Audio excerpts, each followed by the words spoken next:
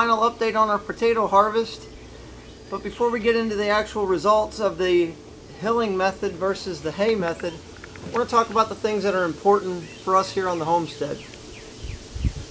So the initial preparation for the ground is really important. So what we did for the hay method, we just pretty much put down a piece of cardboard underneath it, and then we just covered it up with hay. Pretty simple, because we had to do the same amount for the hilling method because we ended up having to break apart the round bales. So it kind of took about the same amount of time as far as the haying and the hilling, just based on the hay. But then if you look at the additional time that it took for the hilling, we had to till the ground. We tilled the ground 3 different times. Then we had to, plant, which we had to do in both of them. So that was about a wash either way. And then finally we had to go ahead and make the hills and then cover it up with hay. So I think on the traditional hilling method, we spent probably 3 times the amount of energy as far as labor time putting it together. So that's definitely one strike against the hilling method. The next part comes down to weed control. So for us, weed control, the hay did a great job. It kept out the weeds. It kept in the moisture. When we dug down, we saw moisture really well on both of them, which was really good. So we didn't have to water either one.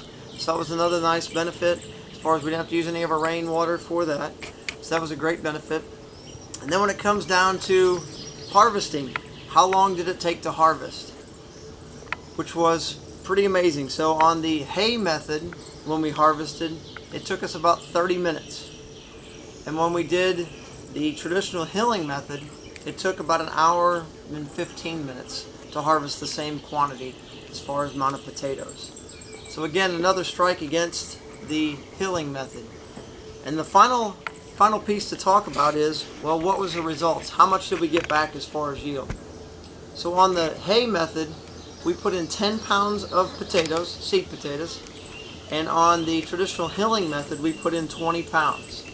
So if we got like yield, you would expect that the traditional hilling method would deliver double the amount.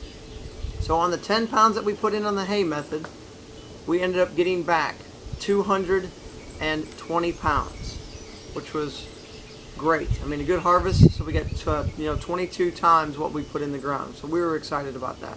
One of our better crops that we've had on potatoes. And then when we went with the traditional hilling method, we ended up putting in 20 pounds of potatoes, and we got back 320 pounds of potatoes in that particular area. So we ended up getting 16 pounds back for every pound we put in. So when you look at the comparison as far as the quality of the potato now, we'll see what happens there. So on the hilling method, or traditional hilling method in haying, we ended up having really nice potatoes. No eyes on them, really clean, looked great. When we talk about the haying method now, we had probably about 20% of the haying method that actually did start to have some eyes on it. So we're not sure if we waited too long to dig them, too much moisture, if the hay itself started heating up based on decomposition, but there was definitely a little bit of a loss. Not necessarily a loss in the potato, but a loss in the quantity of time that we expect to store the potato. So not a huge amount, but also we could look at it as a big blessing, because we could take that 20%, put it back in the ground in the next 6 weeks, and then potentially get another nice fall yield, which is I think what we're going to go ahead and try to do.